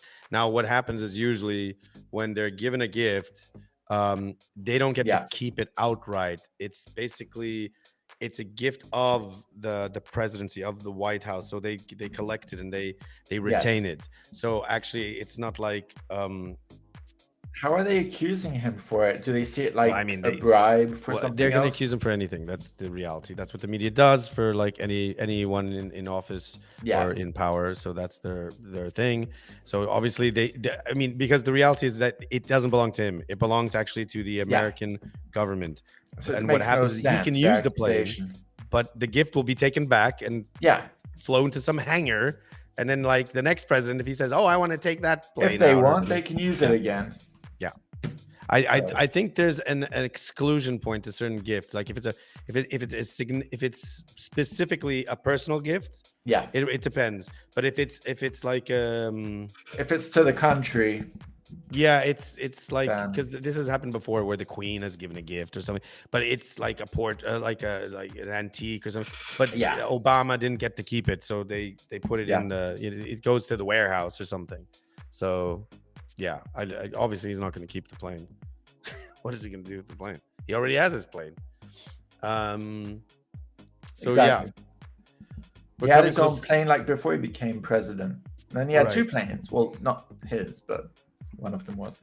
So going back to what I was talking about before with the Chinese exposure of Western luxury goods. This is interesting because this is a new impact now on the consumer trust, and we're seeing this develop specifically now amongst more of the younger generation. Yeah. Okay, Edge is louder than I am now, apparently. Edge is louder than I am. That bad? Why? I'm not close? Okay. Can you hear him? All right. It's very sensitive mic. It's a bit annoying, though. I don't know why the volume can't go higher. But anyway, the role of social media in corporate accountability and the broader implications for global trade and manufacturing transparency. So let's play this clip here, which is Chinese manufacturers exposing the luxury brands, which I think is it's a bit of very telling. If you haven't seen this, you should. Hold on. Hopefully you can all hear me now. It's like they should be able to hear me nonetheless. I don't know why I can't. Trump's tariffs. Sorry? Yeah. TikToks that China is putting out about all the secrets on how luxury items are made, and these are all shared on like TikTok. The names on it. Y'all. Here we go. Behind every luxury label is a story, but this time it's not coming from Paris or Milan. It's coming from the factory floor in China, and it changes everything. For decades, luxury fashion sold as a dream. Italian leather, Parisian runways, and made in France labels. But behind the scenes, much of it was made in China, and now the people behind the curtain are pulling it back. Yeah, pause it here for a sec. Which Chinese factory supplies for Louis Vuitton? Yeah, I just want to say that when Trump announced the tariffs against China, a lot of people in China were fired from their jobs, or they were worried that the shipments that they sent were being blocked by customs in America. And there were huge problems in these factories. And Chinese people who were hardworking and were afraid either to lose their jobs or they already lost their jobs, they got pissed off. And there are a lot of videos on YouTube where people are opening these packages of Temu or what's it called, AliExpress, and they were we're going to expose these brands and we're just going to show consumerism in the Western world and how much it really costs to produce these products, and just how crazy it is that people don't really understand where these are actually made and how much people take it for granted because they just ignore. And I'm not even saying into the working conditions over there. But the problem is technology is making people dumber because people just don't care anymore. They don't care where their food is coming from. They don't care where their goods are coming from. As long as they get it. Yeah, they want to get it. They want to get the it. Whole thing. That's All right. Yeah, we'll continue. It's not a long video. So. Let me tell you the secret. Louis Vuitton had many Chinese suppliers, but they just don't admit it. 50% of the Louis Vuitton bag are from these two places, Guangzhou City and Dongguan City. There you go. 90% of Louis Vuitton silk is from Wanshili in Hangzhou City. I have a friend who's the manager in the factory of Louis Vuitton, and he told me that the similar quality one just needs $50 US. This is crazy, right? Recently, Chinese manufacturers have begun identifying themselves as the real creators of luxury goods. In viral videos on social media, factory owners reveal the truth. They've been making bags, shoes, clothes, and accessories for the world's biggest brands for years, silently. But here's the twist. Many of these products are made in China, then quietly shipped to Italy, France, or Spain for one final step, either attaching a logo, adding a label, or boxing the item. I mean, that simple detour legally earns them a Made in Italy tag and justifies a markup of thousands of dollars. Yeah, that's now the veil is lifting. These same factories are asking. That's consumerism for you. So yeah, what they mentioned is that they produce most of the product in these countries, but there is some sort of regulation whereby they can justify that the product is made in their country if, let's say, over 50% of the cost to make the product is actually made within their country. So I'll just give you an example. So say for example, a watch or Rolex or something is made in Switzerland, and in China they make the whole watch apart from the lens that goes on top. So the Chinese make it, and then in Switzerland they might say, oh, the lens that we're going to stick on costs 51% of the actual product. They can just say that it costs that much, so then they stick the tag on that it was made in Switzerland. I mean, but that's just one example. It's all about the brand. It's just all about the brand. It doesn't really matter. It's the power, also the power of placebo. We know works. So yeah, this has always been the case. But yeah. Okay, so where were we?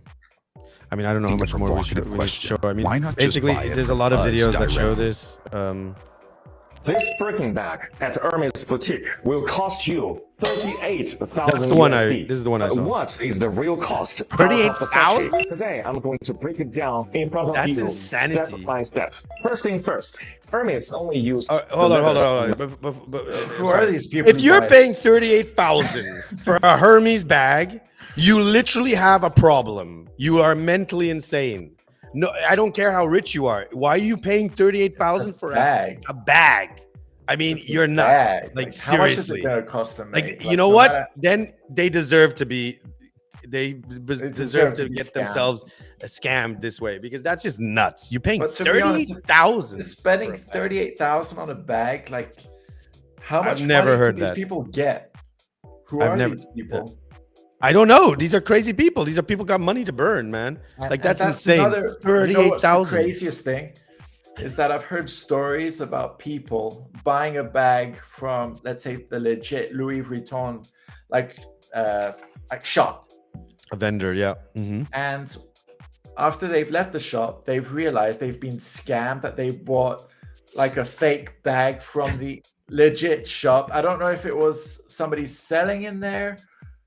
They're probably Who, reselling like replaced the fake bag ones. or just got like a bag from one of these sites and sold it within the shop. It's crazy. I But mean, nowadays apparently it's really these hard days to they have like even- QR codes Yeah. to prove that it's the legit one. Yeah, but now they're saying it doesn't even matter anymore, because actually half the time it'll have the Louis Vuitton thing, which is supposed to be a label of authenticity. But the reality is stuff is not being produced by, the best quality, this and that. It's being produced by stuff that's coming right out of China. It's not coming out of the actual, location. Exactly. So, anyway. 3 top-level suppliers, the same leather as this one, will cost 450 USD. And one piece of the leather is only enough to make one Birkin. Okay? And next, thread. And of course, for Hermes Birkin, the thread is But also not the that best expensive. top level. It's called Fil al Chinois from France. This is actually the Rolls Royce in thread. For each bag, the So they cost get some is material from the 25 country. USD. And then the hardware. See, this hardware is called 316 hardware. It's also known as the ocean stainless steel because it can withstand the erosion of seawater. It's the best stainless steel. For one piece of bag, the hardware will cost 150 USD. The edge oil. This edge oil is imported from Italy. It's called ENDstream edge oil. So they are For each importing bag, oil it from will Italy. cost 50 USD. The interior lining, it used lambskin imported from France. For each bag, the cost will be 100 USD. So they're And importing also things inside, there from is a zip. these countries where this thing should be made from, and in the end, it's still costing cheaper to make it, and they're putting that high price on it. It's just crazy. You have to be insane. What's insane is that they're bringing in these materials, like the ingredients to make these bags from these countries. It's nuts. Who would have thought?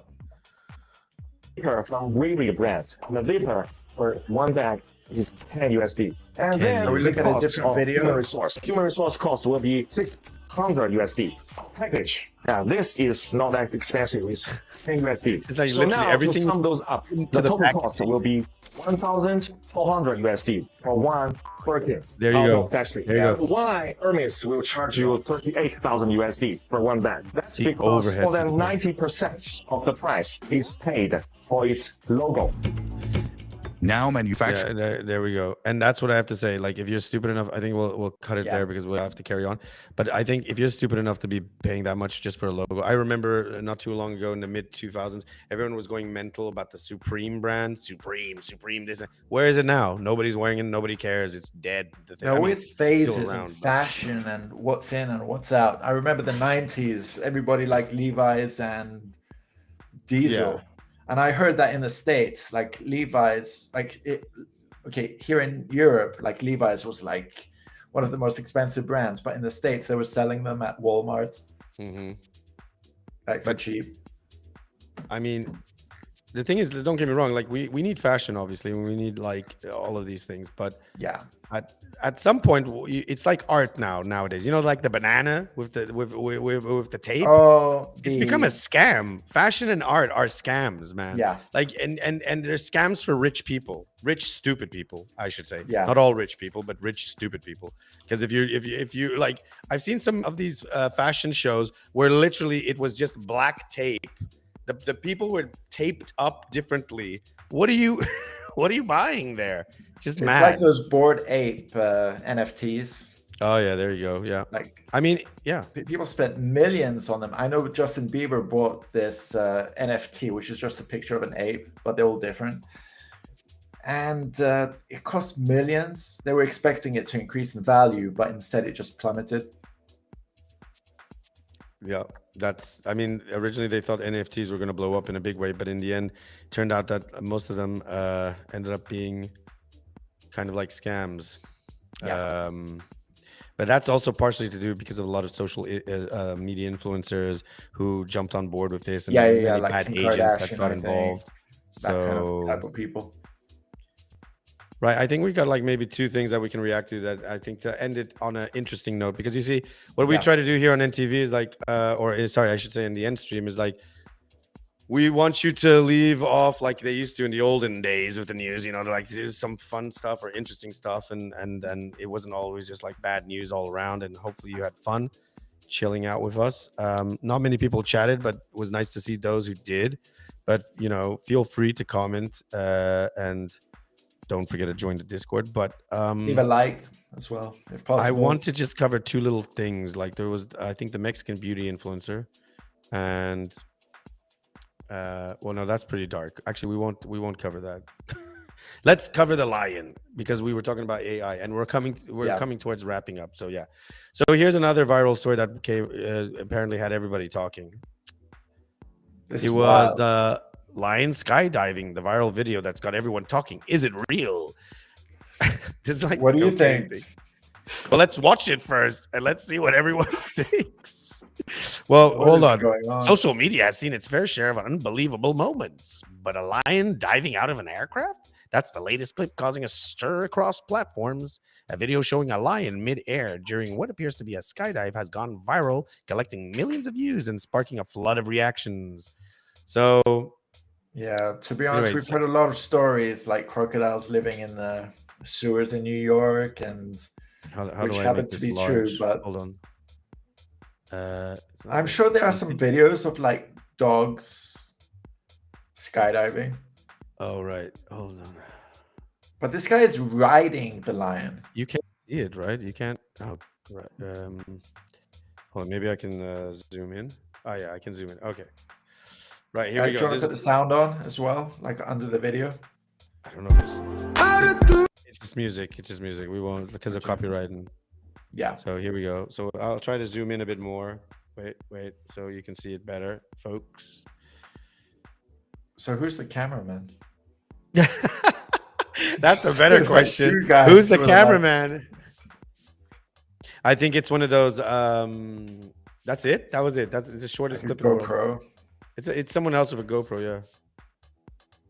Yeah, it has to be AI. Well, I'm telling you right off the bat, this is AI or this is animal abuse. Like, who in their right mind is going to take a lion? A lion, dude. This is the king of the jungle. Like you'd have to like tranquilize it or something. Like that. That thing that thing kills humans. No way. That is a human killer. This is no joke. That's like taking a gorilla. Take off its skin off. Yeah, it is madness. Like I don't know. Maybe the lion is so freaked out that it was like, I don't know what's going on. But no, I think it's AI. I personally think it's AI. Yeah, as well. Real. And that's the big heated debate now. Is it AI? But I've seen AI this good that I just like, how the hell do you strap a lion to you? There's no way in hell. It's a lion. I don't even, unless like it would have to be seriously domesticated. What do you folks? Like the thing with AI is that a lot of pictures and videos are just too good to be true. A bit like Trump as the Pope. Like that picture which was generated. It's really weird also because he's got, have you seen? It has to be because it doesn't even make sense. Kind of fish eyes. The lion is like this, and then he's got somehow his legs or something. There's something really weird about it. I don't know. Flopping about. Yeah, look how the head changes size. Yeah, this is AI. Yep. Yeah. I see it now. Yeah, it becomes really small. Yeah. Totally AI. Yeah, you see how the head changes size? Yeah, it's tiny over there. Yeah, it's not like generating properly. So anyway, that was a little funny thing, but yeah, everyone's been talking about it. People going crazy saying it's definitely not AI. It's real. And other people freaking out because they're like, why didn't they give him a helmet? Maybe he's unable to breathe. Good Lord. Social media is rather funny. Yeah, maybe we try to bring in for the last 10 minutes, like anybody who wants to talk. Should we drop in the link? Phil, you want to remind people again where to find us and everything? Sorry. Sure. Yeah. Just give me a second. what I'd like to tell everyone is that we release videos 3 times a week on YouTube. We are broadcasting this live stream on YouTube, Rumble, and Kick. And remember to follow our social media, which is on X and Discord. Like, you can join the Discord group. It's discord.gg/ENDtv. And yeah, just remember to like and share our videos. Feel free to subscribe. We're starting off, this is a fresh new brand, and we're developing as time goes on. And actually, this is more about trying to represent something for the people that are just frustrated and fed up with everything, all the polarization with the news and the media, the movements and everything. And so, yeah, we're trying to create something new, focusing on culture, news, and so on. Can you hear me? I'm okay? Yeah. I'm all loud and clear? Yeah. So, we're focusing on news, like from all around the world. We're trying to report it, let's say, without like a biased view. We're neither left or right. We're just who we are. Yeah, we do share our opinions sometimes, but we try to keep it balanced, within reason. Yeah. And we'll try to make it like fun and interesting as well at the same time. There will be a lot more stuff coming up on this brand. We have a lot of things planned down the line, not now, but like maybe in a few months. And there's the plans for like different stuff that is related to culture as well and history. So that is all coming in and down the line eventually. But yes, we've just dropped in the link. If you see it in the chat, click it, and if you want to say something, let yourself be heard now. Or forever hold your peace. I guess nobody wants to talk. They're too shy. Anyway. What is this? My titles. You're giving me we're titles. Just trying them out. Anyway, this is our first one, our first stream. I think it went relatively all right, considering. We want to run usually for 2 hours, and generally for the last quarter of it is where we're going to do the call-ins and hopefully have people, want to say their piece on any of the things that we were talking about or bringing up or something else entirely. Would be nice to have like more stuff that's like interactive. Like we want to integrate the community for sure. Yeah, more. And if they have suggestions of like stuff for us to cover as well, please post it. Yeah, and you can find myself and Edge in the Discord server, and we'll talk there. Yeah, and we will have every also. Day. Yeah, definitely. So what do we have here? Oh. I like the format. Looking forward to the next one. Nice one. Thank you, Alan. Appreciate the support and the message. Thank you. Thank you. Yeah. And so the next ENDstream will be on Monday at around, I think at the same time. We will only change the time if we feel like it needs, because we're trying to reach as much as possible those who are in the Eastern Standard Time across the pond, and also those in Europe, Central European time, and also UK time. And we're trying to find a balance with the time zones. It's tricky. So we may shift and maybe do other shows or ENDstreams at different times. So let's see if this starts developing, then it's great. It works. Yeah. So nobody wants to talk. Nobody wants to talk to us. It's okay. It's fine. That's a shame.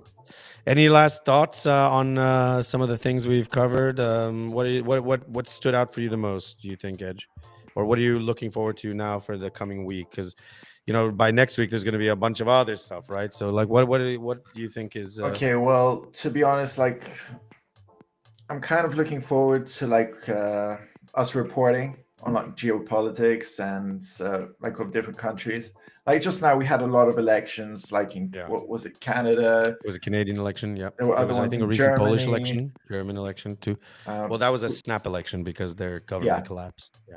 So on the one hand, there are these like serious type news, like what's going on in the world with Trump and the economies and everything. But on the other hand, there's a lot of like fun, let's say gossip type news. Yeah, like, drama. Yeah, like this whole show with like Diddy and all these celebrities, like even Elon Musk, and sure, it doesn't affect us directly, but it's like no, it's relevant because obviously it's tied to like more political implications because it does involve political people too. Yeah. So it's not just like, you know, celebrities. It's like Epstein, that's because true. it goes back to Epstein. And we're still waiting to see the whole like exposed list on that. I haven't heard anything. But you know what? I'm not holding my breath on that. So I don't hold my breath in relation to that topic. Those and things I'm are not, probably not going to come out. Yeah. But I don't know in due time if we can also like report on other stuff that's not necessarily covered by the news. Yeah, for sure. That's the whole covered point. Yeah. Like through other sources. Yeah, definitely. We'll see. I mean, we're also a culture brand, so we are also focusing on culture and reporting on what's going online, offline. We didn't really go into Hassan Piker. That we can share. We had a segment for Hassan Piker, who's like, you know, that very virulent lefty political. I say that in quotation marks because I don't really think he's that political. I mean, he is political, but streamer. Is it true that's like he's? I think his dad or parents are very rich or something like that, but he's like pro-Palestine. Well, he's pro-Palestine, but it's nothing to. I think you're conflating with his uncle Cenk Uyghur, who's he runs the Young Turks. His uncle from? Yeah, that's his uncle, and he was the one who actually helped him. So he helped him start his career in know media, and then Destiny, who's the first biggest political commentator streamer from Twitch, was the one who boosted him, and then anyway. But there's been a whole fallout in relation to Hassan Piker. We might cover that. Blaming everyone Monday. Online. Yeah, and he was arrested at an airport as well. Yeah, because people were accusing him of like being a terrorist, and maybe he said it himself. I'm not sure. It's all a bit crazy, to be honest, and you know you have to always listen to these folks with a grain of salt because there's so much like hyperbolic, you know, and exaggeration, and a lot of the times they don't take care with what they say. They forget, you know. Yeah. So 5 minutes Sometimes left. they do it for views. Sorry. Anything else? Any topic that particularly piqued your interest? I'm also interested in like AI and technology and where it's going. We will get more into that, I believe. Like we will be covering, like I said, like it's not only cultural things, but it's also technological and everything in between. So and keep also your eyes peeled. Economics and like the financial world, like what's going on with banking and Bitcoin, but also like technology in general. Yeah. And where it's going. And that would lead on to another topic like surveillance. Oh yeah, the surveillance and state. Perhaps like Edward Snowden type stuff. Mm-hmm. Yeah, people forgot about him. Yeah. But he's still there. Right. And just to let you all know, we appreciate you for all tuning in. We hope you enjoyed. Leave us a comment. Give us some feedback and tell us what you liked, what you didn't like, what you would like to see more of, because at the end of the day, the ENDstream is for the people and for, you, our enders. That's the name I'm giving you guys. Enders. And just, we appreciate all of the feedback we get. So, and we hope to continue doing this and to get, the ball rolling. So hopefully it was somewhat enjoyable, interesting, and also informative for you. And I guess we're going to wrap it up over there. Yeah. And I want to wish you all a good evening, good day. And remember, tomorrow is always every new day. And this is not the end, but this is ENDtv, and this was the ENDstream. So, hold on. Thank you for tuning in. I had to do a corny end thing there. So thanks for watching, and we'll be back on Monday for another end stream. And we really appreciate you tuning in, just like Bird said. Yeah. So yeah. Woohoo! There goes That's a wrap. That's a wrap. All right, play out the outro before I go a bit crazy. By the way, take care of yourselves and don't do anything too crazy. You know what I'm talking about? No playing around with tissues on the table pretending it's cocaine, okay? All right. All right. Cheers. See you soon. That's it. That's a wrap. We have to play out the outro. Awkward. There's still people watching. They're watching our every move.